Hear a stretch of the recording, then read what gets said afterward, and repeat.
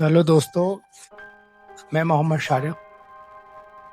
मैं bright future public school का manager आपसे बात कर रहा हूँ। ये मेरी पहली वीडियो है इंस्टाग्राम और फेसबुक पर, इसलिए हो सकता है थोड़ी सी बात शायद ज़्यादा हो जाए, लंबी हो जाए। लेकिन कुछ ऐसी चीज़ें हैं जो मैं स्कूल में रहकर ऑब्ज़र्व कर रहा हूँ। कुछ distance between parents and teachers and principal, मैं इस टॉपिक को आज कवर करूँगा और इसी टॉपिक को लेकर थोड़ी सी डिस्कस करूँगा मैं आप लोगों से। मैं अपने हिसाब से तो सही बोल रहा हूँ, लेकिन मुझे ये नहीं पता कि आप लोगों को मेरी बातें सही लगें या गलत लगें या जैसे भी है। आप अगर कुछ इसमें त्रुटि हो जाए, मुझसे गलती हो जाए, तो आप मुझे कमेंट करके बताएं कि क्या चीज़ हुई है, क्या मैंने गलत किया है या क्या बात मैंने सही कही है। मुझे अप्रिशिएट करें अगर मैं कुछ सही कहता हूँ तो।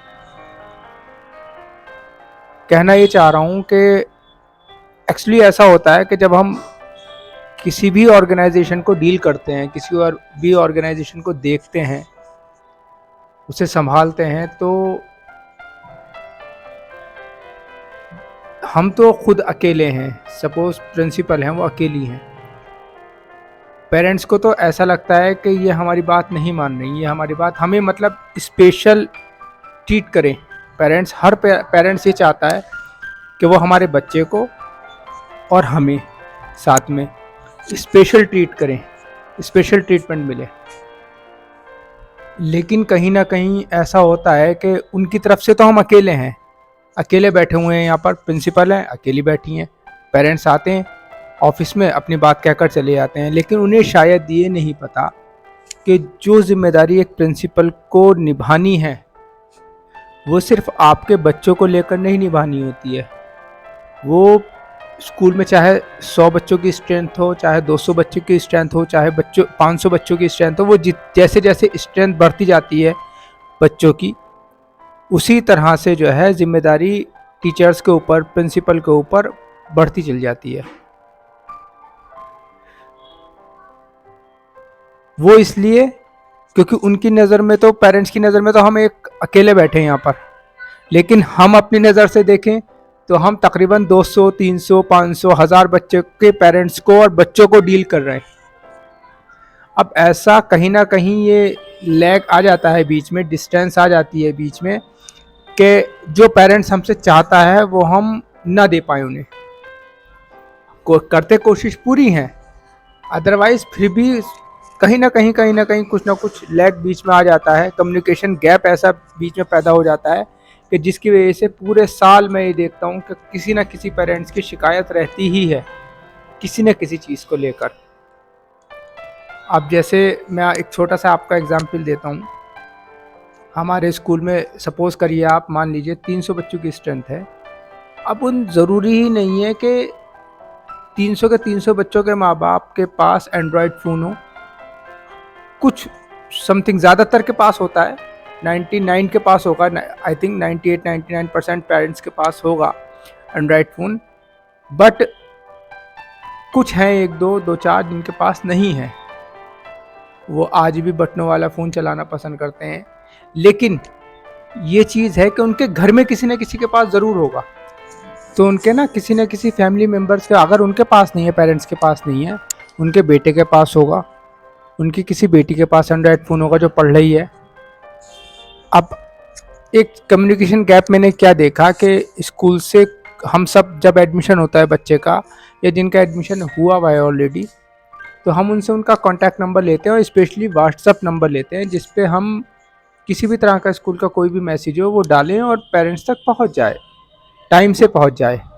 हम कोशिश ये करते हैं, कुछ भी गवर्नमेंट की तरफ से इमरजेंसी कोई छुट्टी आती है या हमारी तरफ से कुछ इस तरह से कुछ चीज़ें होती हैं कि किसी दिन स्कूल की जल्दी छुट्टी होनी होती है या कोई और चीज़, पीटीएम वगैरह कंडक्ट, हर स्कूल का यही है, कुछ ना कुछ होता है, तो शाम को 6-7 बजे तक वो मैसेज डल जाए पेरेंट्स को, ताकि वक्त रहते पेरेंट्स देख लें।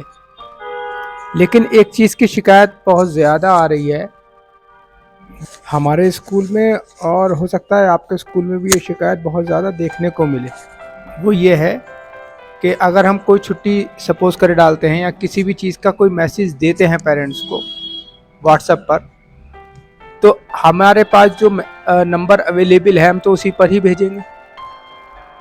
वही नंबर हमारे ग्रुप में डला हुआ है स्कूल के। लेकिन प्रॉब्लम ये होती है कि पेरेंट्स की कमी है या किसकी, मैं नहीं जान सकता, कि वो बीच में 2-4 महीने, हमें तो उन्होंने नंबर दिया कि हाँ जी मैम ये नंबर है, ये व्हाट्सअप चलेगा, लेकिन 2 या 3 महीने बाद हो सकता है वो नंबर चेंज कर ले। या कुछ पेरेंट्स इतने, मैं लापरवाही कहूँगा, इसके अलावा तो मैं कुछ नहीं कहूँगा, जब उन्होंने नंबर हमें दे रखा है स्कूल का और हमने कह रखा है कि ये स्कूल का ग्रुप से जो भी मैसेज आया आप रोज़ देखें उसे, अगर कोई मैसेज आता है उस पर उसे व्हाट्सअप को खोल कर देखें और ग्रुप में देखें कि कोई मैसेज हमारा आया नहीं आया, तो अलग से शो हो जाता है जब मैसेज पहुंचता है, और उस पर अमल करें। अब जैसे मैं आपको आज की बात बता दूं, छुट्टी, हालांकि कल गुरु तेग बहादुर की जयंती कल थी 24 की, जो लिस्ट में दे रखी है, गवर्नमेंट की लिस्ट में दे रखी है, वो कल थी, लेकिन गवर्नमेंट ने वो छुट्टी एक दिन पोस्टपोन करके आज कर दी, 25 की कर दी। अब हमने, हमारे स्कूल में एग्ज़ाम थे, अब वो एग्ज़ाम में मंडे की हमने ऑलरेडी छुट्टी रखी थी और आज हमारे यहाँ पेपर था 25 को, लेकिन गवर्नमेंट ने छुट्टी कर दी। कल पेपर नहीं था और सारे स्कूल खुले, लेकिन हमारी तो पेपर की वजह से छुट्टी थी हमारे स्कूल में। तो बहुत सारे पेरेंट्स ऐसे हैं जिन्होंने मैसेज खोल तक, हमने अलग ऑलरेडी मैसेज कर दिया 23 में, लेकिन कुछ पेरेंट्स ने मैसेज खोलकर ही नहीं देखा व्हाट्सएप पर, और सीधे ही सुबह को जो 7:30 बजे से 8 बजे से कॉल्स आनी शुरू होती हैं। मैं नहीं कह रहा हूँ मैं उन कॉल से परेशान हो गए हम लोग, लेकिन आप खुद बता रहे हैं कि आप क्यों नहीं देखते जब आपको स्कूल, आपने वो नंबर स्कूल में दिया है व्हाट्सएप का कि मैम इस व्हाट्सएप पे हमें कॉल मैसेज भेजें, ये वाला व्हाट्सएप नंबर हमारा ग्रुप में डाल लीजिए स्कूल के, हम इस पर ही ऑन रहते हैं। तो आप लोग देखा करें ना, इससे हमें भी परेशानी होती है और कहीं ना कहीं आप भी सुबह ही बच्चों को उठाते हैं, उन्हें नहला से पहनाकर स्कूल ले, कुछ माएँ जो नर्सरी LKG के बच्चे होते हैं उन्हें लेकर आती हैं, कुछ बड़े बच्चों की माएँ भी हैं जो लेकर आती हैं। अब स्कूल की तो है छुट्टी, अब ज़रूरी नहीं कि सारे बच्चे आसपास के हों, बहुत बहुत दूर के ही बच्चे होते हैं।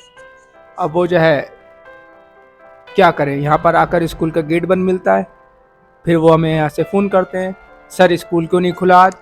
अरे भाई छुट्टी थी, हमने मैसेज डाला था, आपने मैसेज देखा नहीं? क्या नहीं जी हमने व्हाट्सएप खोल के ना देखा। मैं एग्जैक्टली उनकी लैंग्वेज बताऊं, वो लोग ये कहते हैं ना जी हमने वो व्हाट्सएप खोल के ना देखा, तुम फ़ोन कर दिया करो, फ़ोन क्यों नहीं करते हमें? अब ये बताइए 200 या 300 या 500 बच्चों की स्ट्रेंथ जिस स्कूल में हो, वो कैसे ये रिकॉग्नाइज करे, प्रिंसिपल हो या स्टाफ, टीचर स्टाफ हो या कोऑर्डिनेटर हो, कोई भी हो XYZ, के किस बच्चे के पास, किस बच्चे के पेरेंट्स के पास बटनों वाला मोबाइल है, या किस बच्चे के पेरेंट्स के पास जो है मैसेज उन्होंने नहीं खोल कर देखा होगा, भाई हम फ़ोन करके बता दें, चीज़ तो गलत है ना। तो मैं कहना मैं यही चाह रहा हूँ कि आप लोग समझें इस चीज़ को, चाहे वो किसी भी स्कूल में हो, हर स्कूल में ये कहानी हो सकता है चलती हो, मैं तो अपने स्कूल की बता सकता हूँ।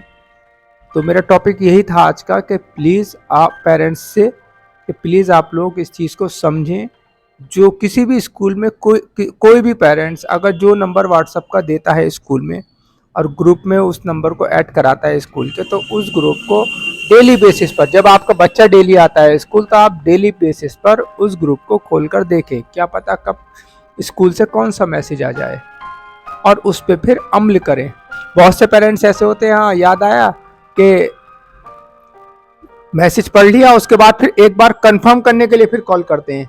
अरे भाई जब हम जिम्मेदारी ले रहे हैं, हमने मैसेज किया है तो कुछ सोच समझ के ही तो ग्रुप में मैसेज किया होगा, और ये भी नहीं कि ग्रुप का नंबर हर किसी के पास है कि कोई भी गलत मैसेज डाल देगा।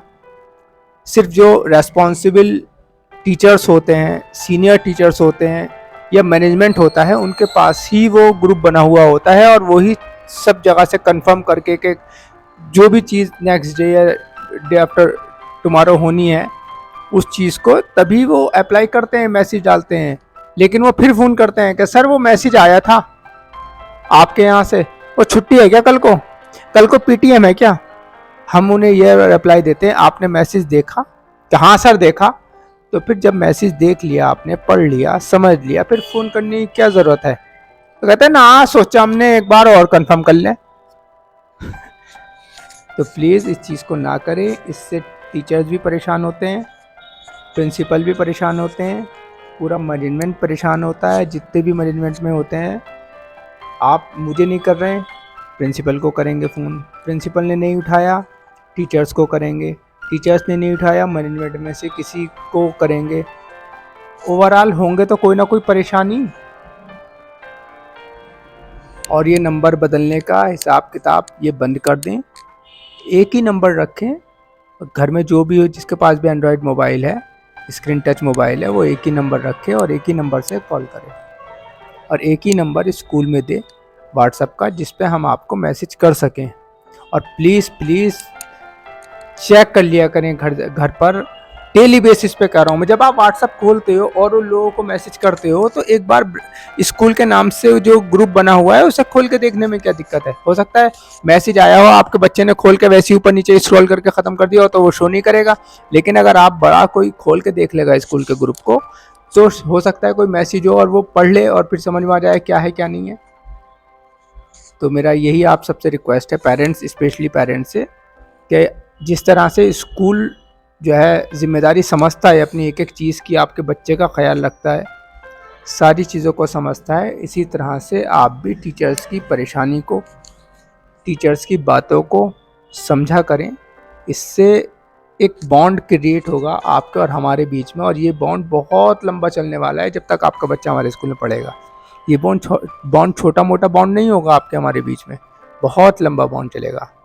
इसी के साथ मैं अपने बात को ख़त्म करता हूँ कि आप लोग प्लीज़ ध्यान रखें इस चीज़ का, और टीचर्स को, मैनेजमेंट को और प्रिंसिपल को या मैनेजर को परेशान ना करें। धन्यवाद।